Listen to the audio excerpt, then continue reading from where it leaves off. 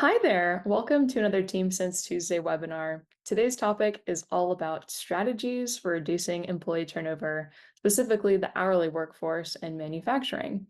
Before we introduce ourselves, let's cover a few housekeeping items.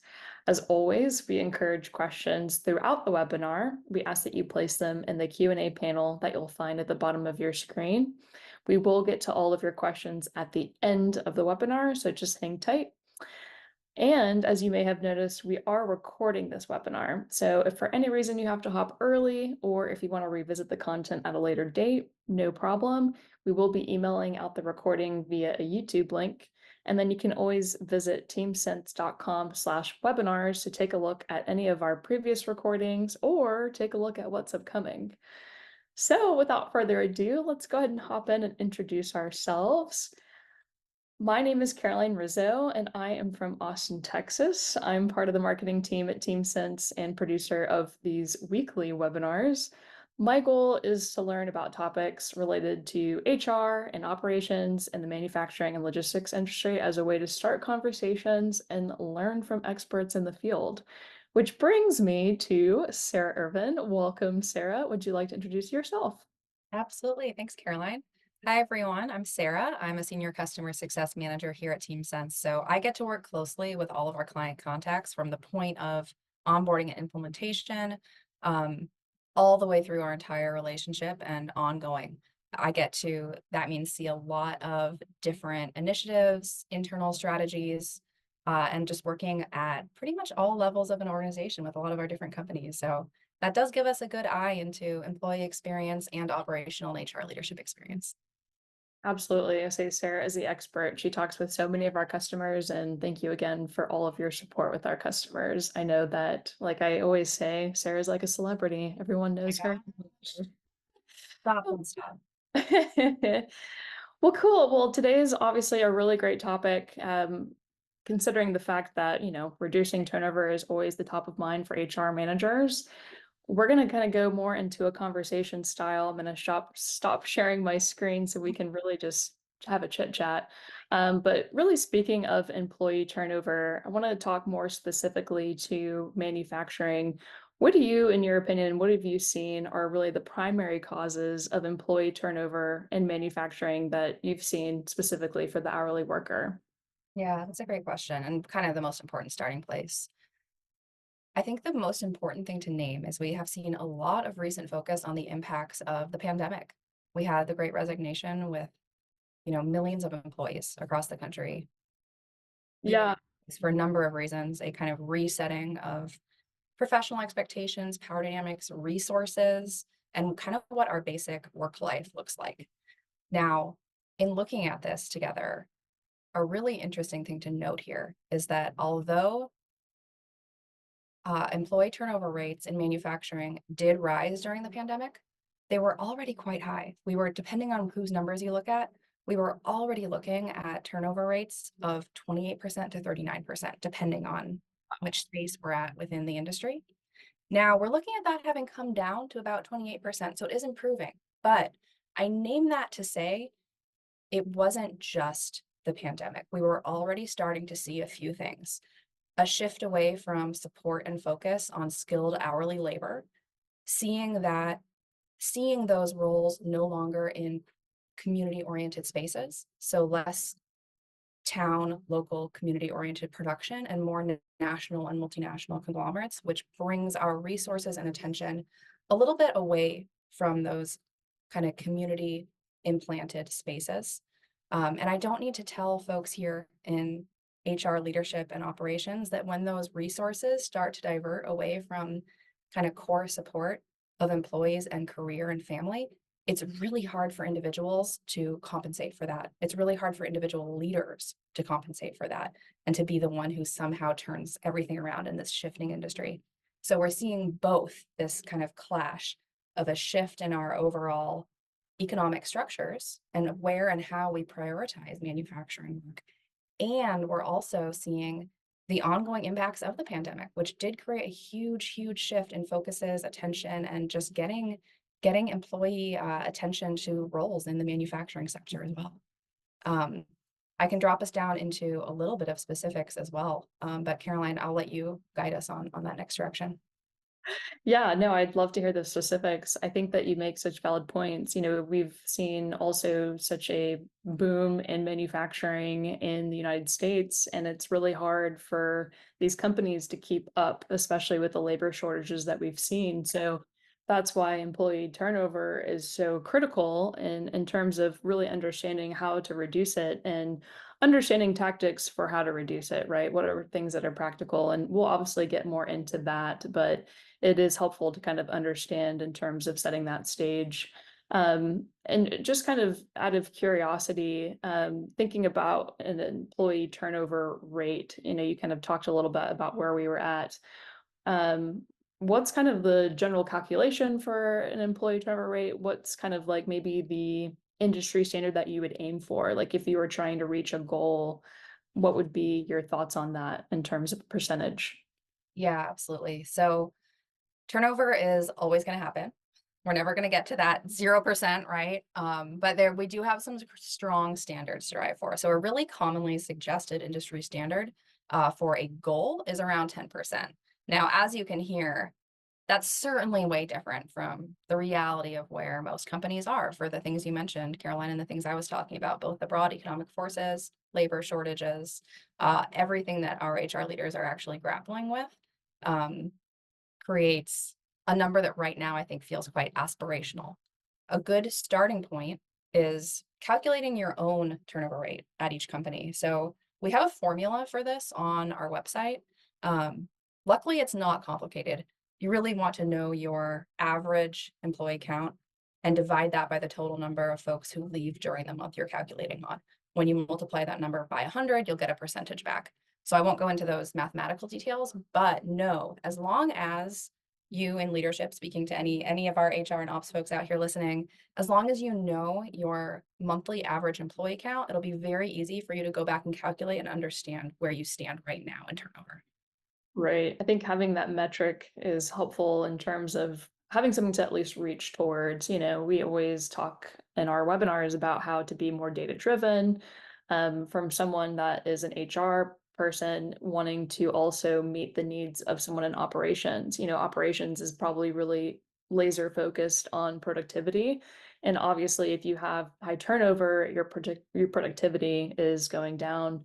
I think you also brought up an interesting point too, where if an organization is so laser focused on having to focus in on turnover, like, so for example, if you have turnover, then you're having to now find new people and train them, and it becomes this kind of really repetitive machine that starts going in the wrong direction.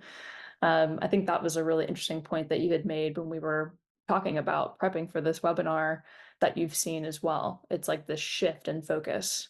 Yeah, yeah, thank you. Caroline and I were discussing this a little week as we always end up going down our own rabbit holes of conversation around these interesting topics. Yeah, one thing we see, I think we've all been in professional spaces where we just end up having to keep the wheels on. And when we have a ton of employee turnover, of course, our HR and leadership teams are going to index on onboarding, offboarding, training, hiring, interviewing. These things are huge time sucks. And because of that, we end up losing some of the long-term focus on career growth, mentorship, next level training, ongoing retention practices.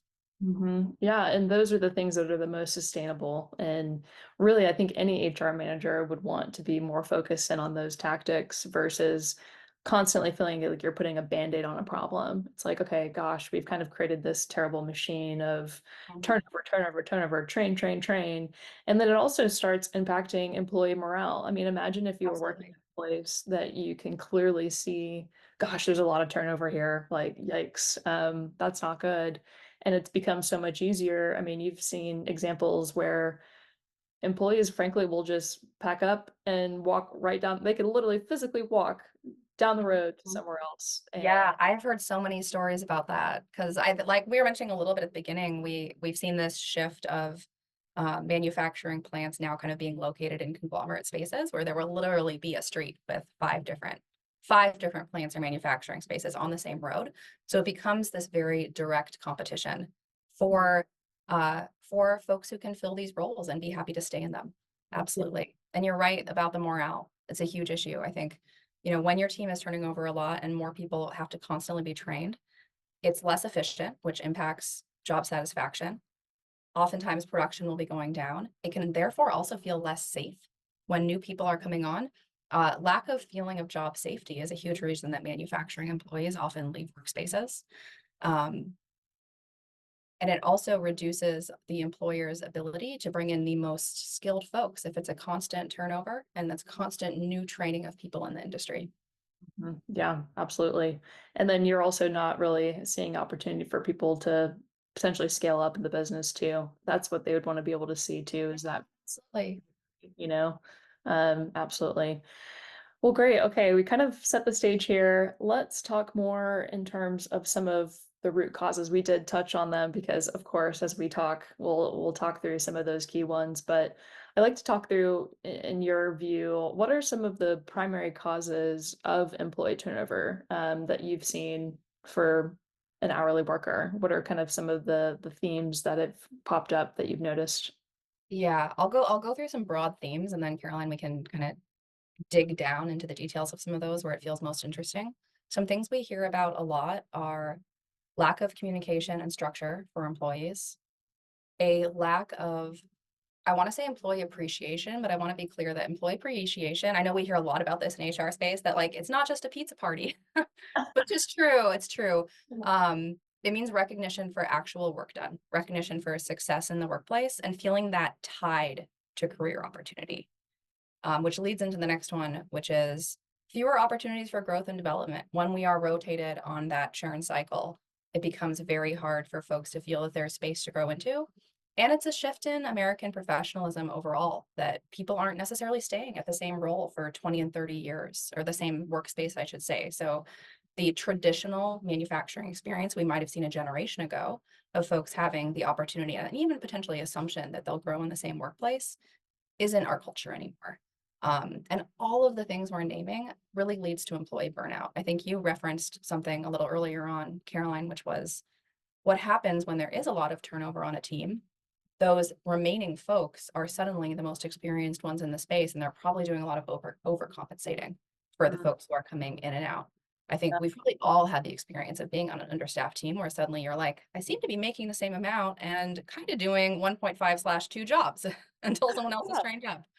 Um, and then of course, this has a huge strain on HR systems. Like show me the HR team that feels fully resourced itself, right? This affects every level. So then that lack of resource and support will trickle out into basic systems, which can include the things we've mentioned, but we're also talking about open enrollment and all of the kind of standard machinery of an HR workplace as well.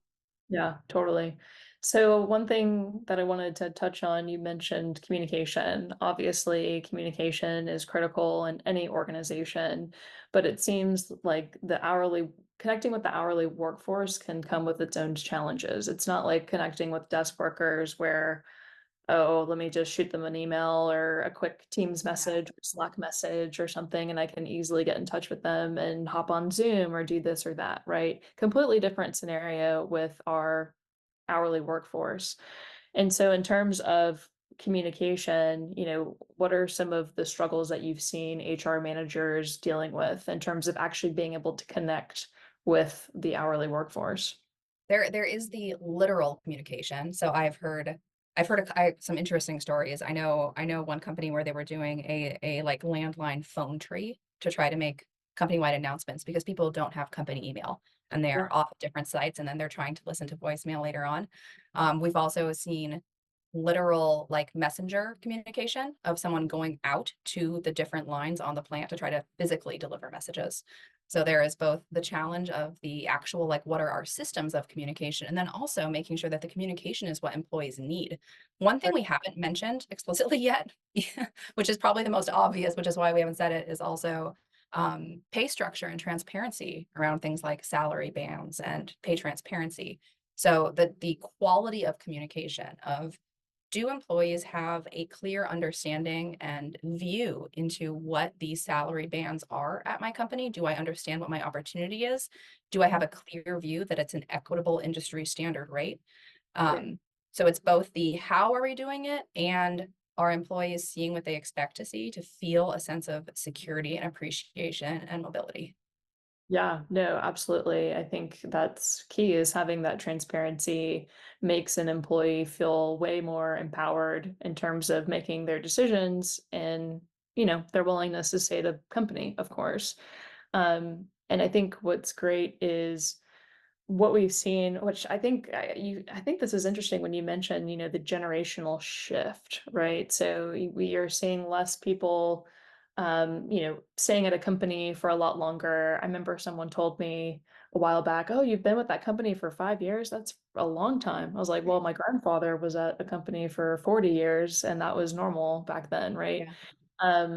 So there's kind of that also the generational differences that you've seen, in the hourly workforce too. Maybe you have younger people in an earlier generation, and then you have these older people, and they have different ways of communicating, right? So, for example, you could probably easily connect with your younger generation through something like an app or a text or something of the sort, where with the older generation, they are used to more of that phone call.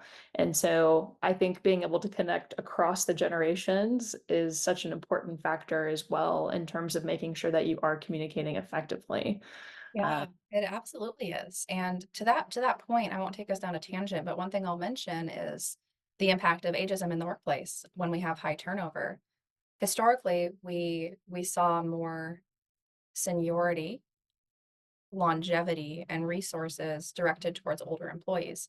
With Mhm. higher rates of turnover, with mass layoffs occurring, with more flux within plants, when we see older folks um, needing to kind of restart career or get new training in a new space, and suddenly those systems are no longer made for them, brings us into a really challenging spot, certainly for employers trying to figure out communication systems and support, and also for folks who have amazing skill sets and years of training on different types of lines, having a harder time kind of finding their place within our current manufacturing world.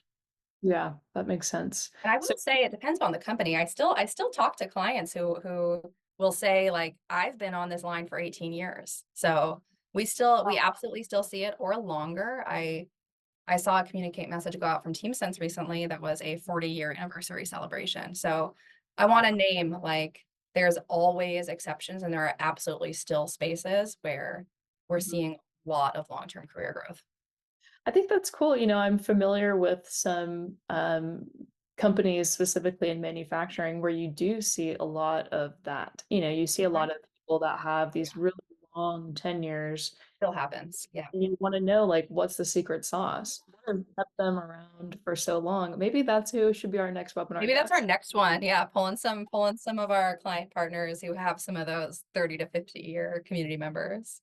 Yeah, absolutely. And just understand, okay, what are the tactics that you've used? Is it a generational play? Like, is it the fact that it is the implication of the generation that is older has this more willingness to stay, but they can only stay, they stay because they feel like they're being treated very well and they appreciate the benefits or they appreciate what they're getting out of the business and the company culture. So I think that's also an interesting piece too, is how do you take this is what I've kind of heard from other stories of how do you take your corporate company culture and really make sure that your hourly employees are also feeling that as well and they feel included in it as well, I think is really critical too.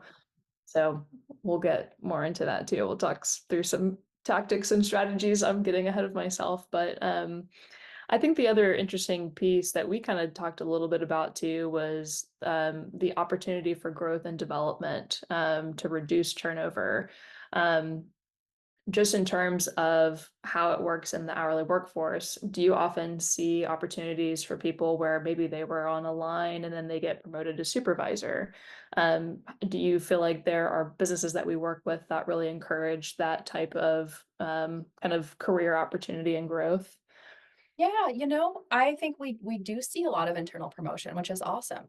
Yeah. Having some systems in place to allow for training, and career growth is a huge factor in retention. Now, one thing I'll mention there is sometimes it can actually be more of a challenge to provide lateral training opportunities. Right. For example, do you have an employee on one part of your line who wants to develop their welding skill set, for example, so that they can grow into a different career direction or simply have more shift availability opportunity? Flexible scheduling is something we hear a lot from employees in terms of workplace satisfaction.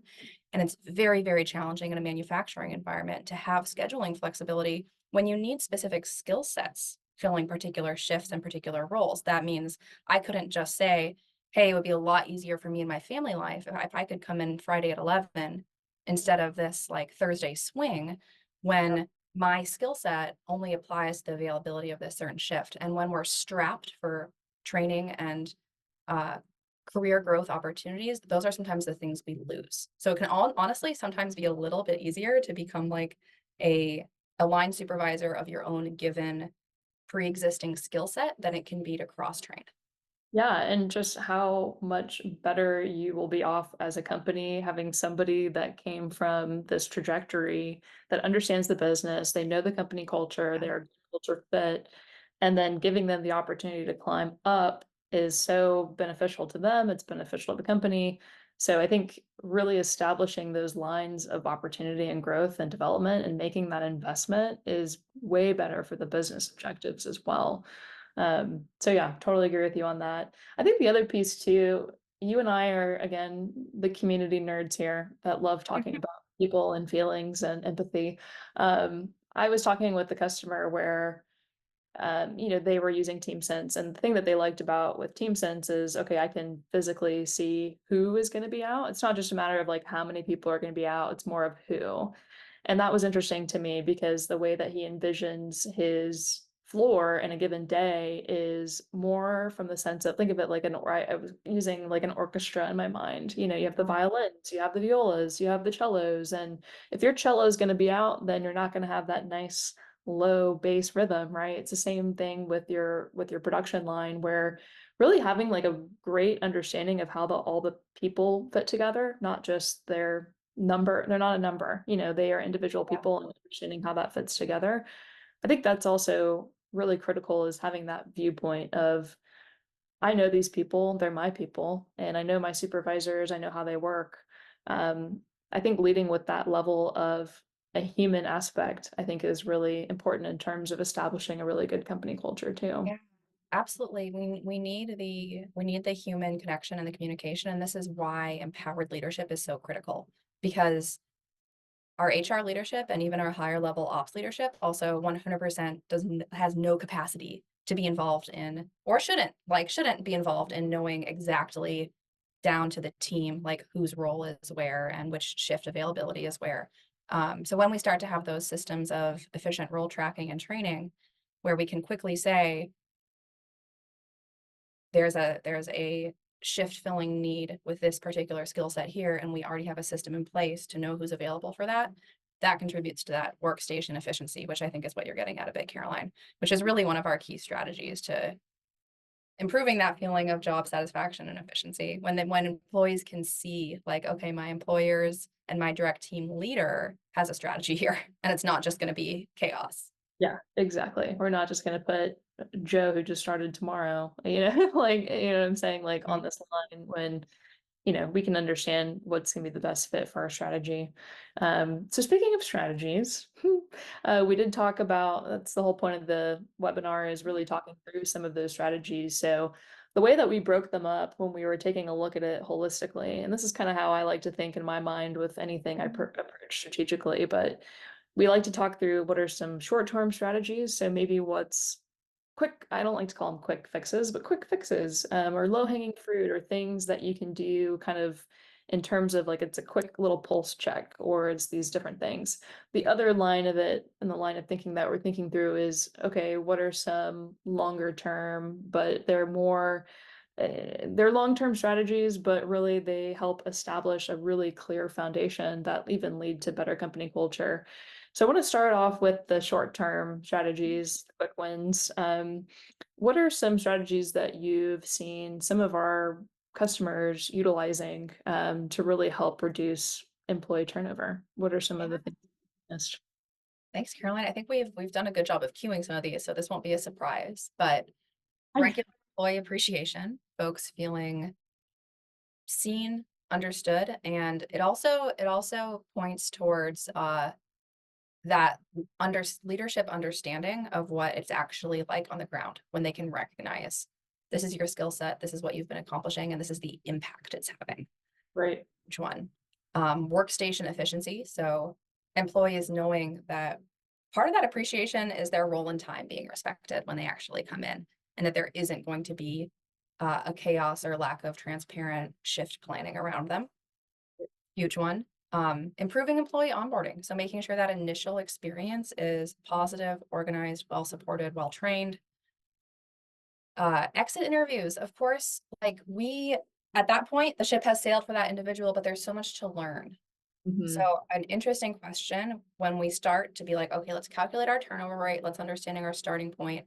A question I would ask our HR folks listening in now is like, do you feel that you could even just broadly describe your last month of turnover and what the why is? Like if you were talking to that employee, what would you learn?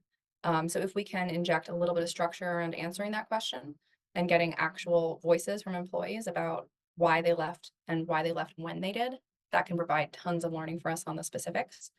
Um, and we talked a little bit about scheduling flexibility, but also clear attendance policy and flexibility when possible. So do employees actually know and relate to the policies in place for how and when they're showing up, what PTO availability they have, and how they need to communicate at times that they're not coming? Because sometimes there can be a loop of not understanding attendance policy, getting pointed or a no call, no show, and kind of creating a loop of some bad blood in that Right. sense as well.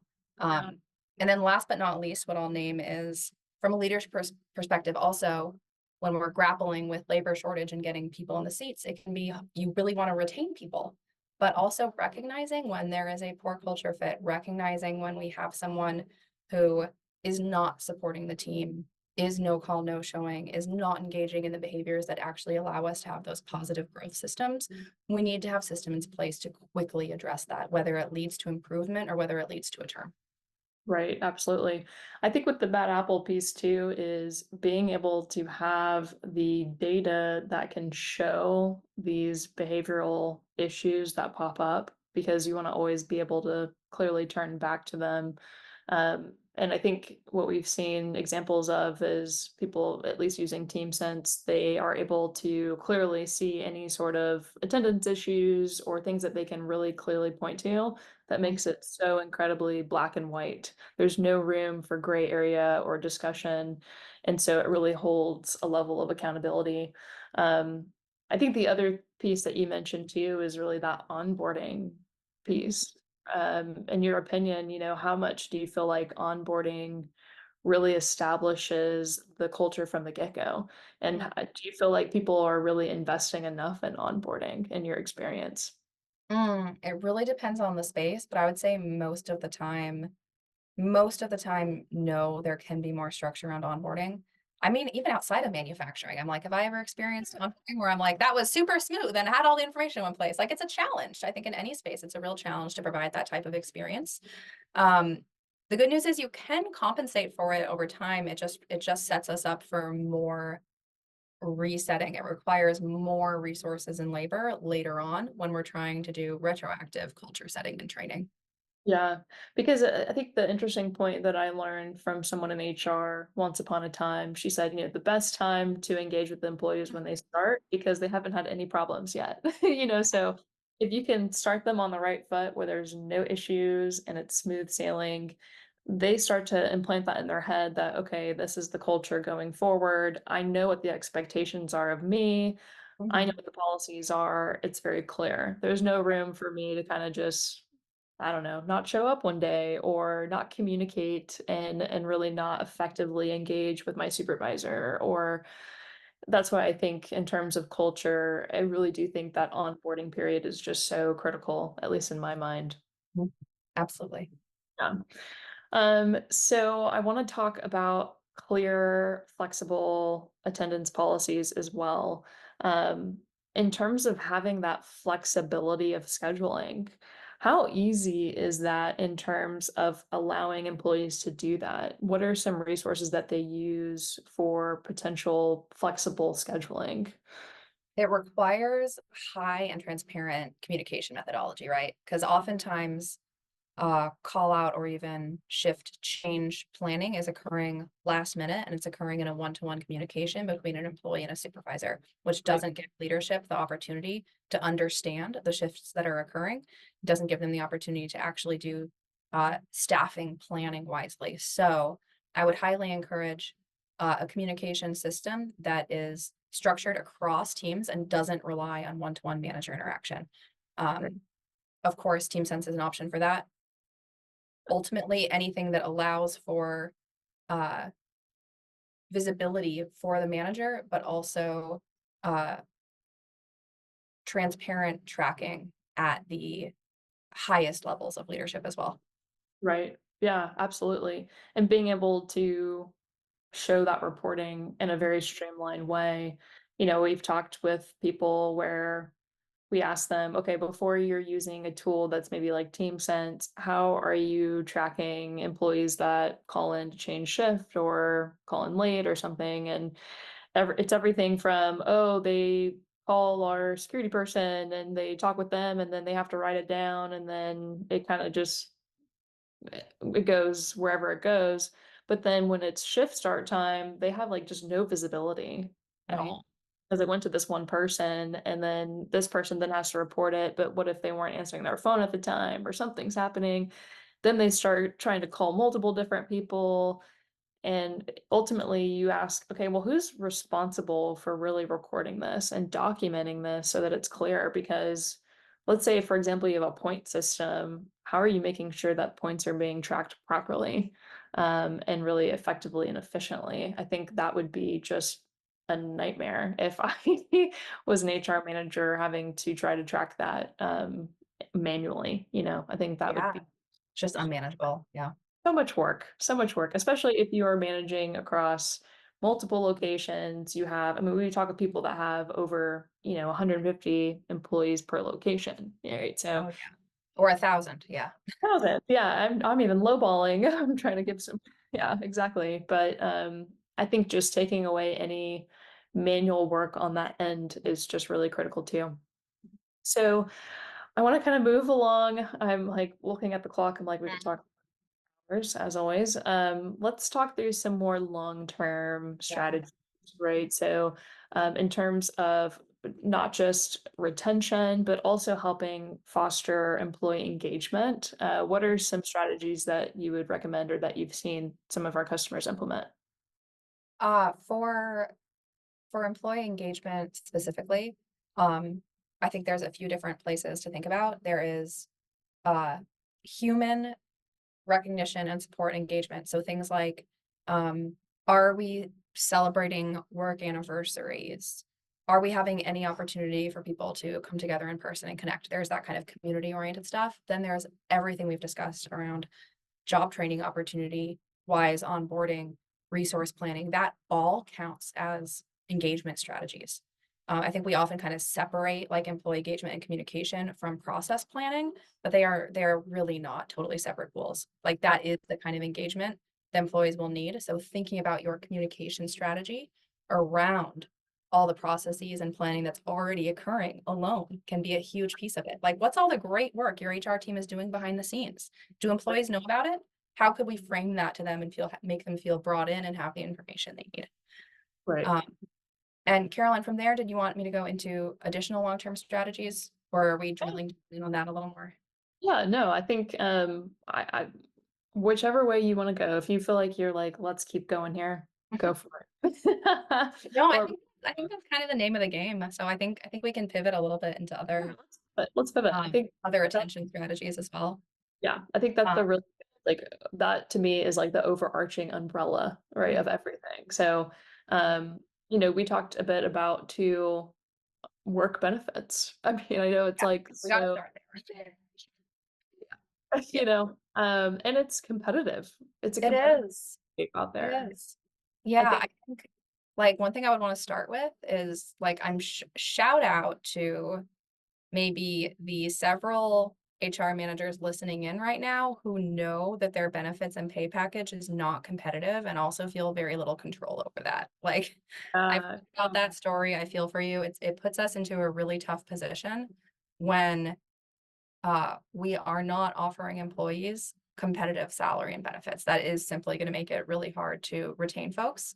Now, I will say there is still plenty we can do, and we do see data that employees, if they are feeling that connection and engagement and career support at a higher percentage rate, they will still stay at companies, even if the salary is equitable or even slightly lower than an industry standard. That said, um, if you are in that position, anything you can do to advocate with your fiscal leadership that like the number one thing you're going to be able to do is really provide your employees with a living salary if you want them to stick around.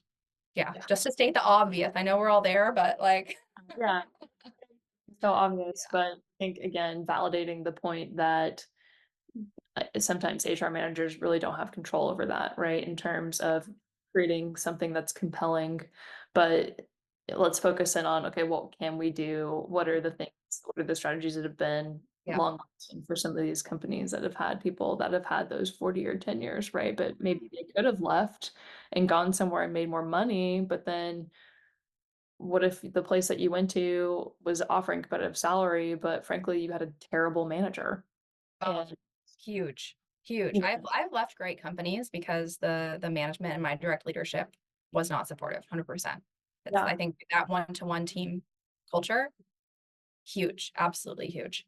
yeah. Um, And some of the other kind of key spaces we hear are a couple things we discussed and probably a couple new ones.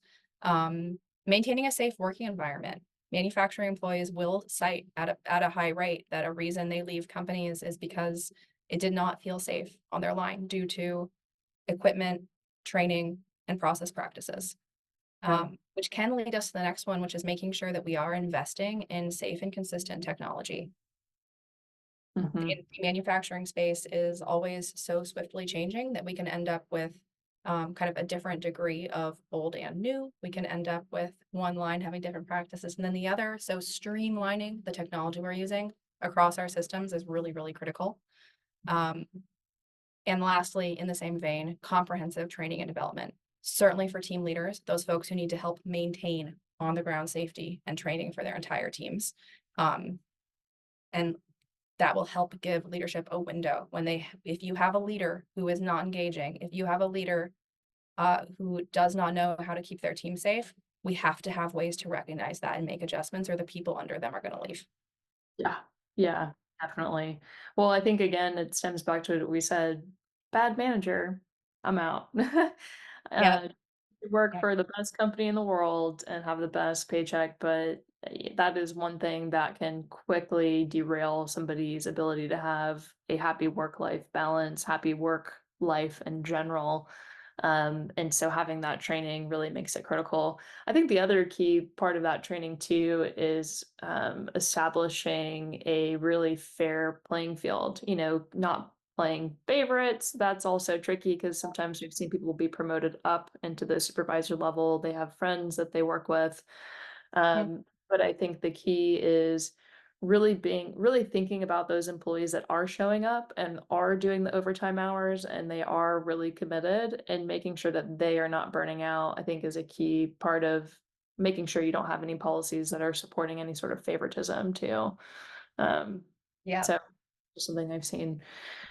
Okay, we are kind of winding down on some time here. I just wanted to talk a little bit about kind of technology and how technology can help improve a company culture. Um, let's think about TeamSense as an example. What are ways that you've seen TeamSense really help kind of, I think in terms of our product offerings, what are Mhm. ways that you've seen it support some of these initiatives? Yeah, I mean, I'll mention two things. Absolutely, the call off and attendance policy tracking with clarity, visibility, and instant information is a huge start, especially when we're working with folks that uh, which I would say we see this pretty much all the time, that we often work with companies where prior there was a lot of one-to-one manager communication going on. I've heard of someone at a guard shack having to receive phone calls and then physically walk around the building to disperse information. That creates a lot of the issues with inefficiency and lack of transparent information that we've been discussing. The other thing I would mention though is that um, one reason I have great job retention personally at TeamSense, and something I find very satisfying about the role is that um, our systems here are designed to support and elevate what's already working. So the existing team culture, the existing processes often need some infrastructural backing. They need some common tooling across spaces. And I enjoy doing that uh, with our tools and with the our teams we work with, because we get to say, like, what are the initiatives that are really working this year? Like, what are your strategies as an HR team? What do your employees need? And then when we have clear communication tooling, when we have a clear place to hold attendance policy, when we can really back all of that, it doesn't feel like a replacement. It feels like a partnering and a growing of everything that's already in place. Um, and that's where employees feel like there's a sense of continuity rather than like jumping to the next new app or whatever. It's a real kind of building of trust rather than a like down to the bones Yeah. type Yeah. shift. Yeah. Yeah. Yeah. Yeah. No, it's so true. I think that's key is being able to really integrate with processes that you already have existing that work well. And then really meeting the employees where they're at in terms of how they're communicating. I know I threw a little softball in there earlier connecting across multi generations, but being able to meet them where, hey, I can send a text message. If I need to call, I need to call. There's ways that you can meet the needs of the multi generations that you have working in your hourly workforce too. And so I think that's also a key part of making that experience as seamless and enjoyable as possible. Mm. No one wants to be in a situation where, you have an emergency and you have to call off and you are on hold with a call center, you can't get a hold of the person that you have to get in touch with, and you're trying to call these different Yeah. people. Something doesn't get communicated properly. And so just really having the ability to have that transparency going both ways and know that it's clear, it's quick, it's easy, it's documented, it's done is just beautiful. Yeah. Yeah, Agreed. that's key right there. So I want to wrap up. We have a couple minutes. I just want to talk real quickly about the fact that we do have a really good blog resource out there that covers a lot of what Sarah and I discussed today. Just sharing my screen real quick so you can take a look at it. Allison Teagarden, one of our co-founders, wrote this blog. And so it really talks through a lot of trends looking into 2024. This was written, last fall, but really great strategies here. If you are more of a reader type and you want to kind of see kind of what we've outlined, this would be a really great resource for you. We will be sending this in the email follow-up with the recording. But without further ado, we can hop into some Q&A here. So a couple questions for you, Sarah, that came in. So one question that we have here is, am I able to engage with employees that are unable to speak English with TeamSense? Yeah. So we do have automatic language translation available on our structured absence survey. So when you customize your survey, we can preset that with the language most commonly spoken in your workplace. We have something, oh my gosh, it started at 16. I think we're now up to close to 20 pre-translated languages that we can very quickly engage on your absence survey, and also allow notifications to managers to fly off in their preferred spoken language. Yep. In terms of outgoing communications that you are writing live in the moment, we don't have that automatically translating, but it is an open field box so you can bring in your favorite translation system rather than an automated one that may not match the precise translated grammar that you want to use. Yeah, cool. One other question came in. What are some examples you've seen of employee engagement objective. So I guess this means like in terms of what are some employee engagement things that you've seen some customers do? I know I can name one off the top of my head. We had one customer who told us that they would send out a survey through TeamSense to request a vote of what Pandora station they wanted to listen to that week. I love that story. I think it's so smart. The fact that it's actually just something super simple. And taking a look at like the resources that you have already at your fingertips. Like let's say, for example, you're using TeamSense and you're able to send out these custom form surveys. You can do pulse survey checks. There's so many resources that you can utilize. But I don't know if you have any other examples that you can think of, Sarah, too. Yeah, in terms of engagement through forums, there are tons of opportunities. We've seen lots of event RSVPs. We saw a kind of like fantasy football voting system come through that was really fun. Um, One I'll mention also is to drive initial adoption and engagement with the attendance survey through TeamSense and also do some employee engagement. We had a company create a uh, absence status they just called fun. And then when employees went in and filled that one out, they left a comment that was their vote on a like count the number of gumballs in the jar type thing. Oh, And cool. then they Yeah. had a prize for the closest guess. Here's one more example I'll give you. This was like a little cutthroat, but still fun. They had a children's art competition. So they brought in just like, kindergarten level art pieces from their kids and they put it up on a wall in their space. They sent me a picture. It looked super fun and colorful. And then they voted on their favorites. And I think they sent some swag and prizes to the kids. Yeah, that I love that idea. I think Yeah. that's so great. Like to me, I would think of a company like that that is a company culture that values family first. I Mhm. think that's a really good way of really showing that, you know, not just like we value your family and all like let's actually get your family involved. Yeah. And I think Yeah. that's a It's really sweet. that's really cool. Okay, guys. Well, hey, we are over time at this point. So I just wanted to say thank you so much, Sarah, for your expertise, your knowledge, your stories. They are so valuable. And I know I learned a ton today and really appreciate your time. Um, Thank you to everybody that joined us today. We appreciate you as well for taking the time to come hang out with us. Again, we host these webinars weekly. At the end of the month, we will be sending out a survey to all of our lovely attendees. We'd love to get your feedback. What topics do you want to learn more about? What can we improve upon? What do you like about the webinars? So keep an eye out for that. But without further ado, we are out of time. And thanks again, Sarah. So great talking with you. Thanks for having me.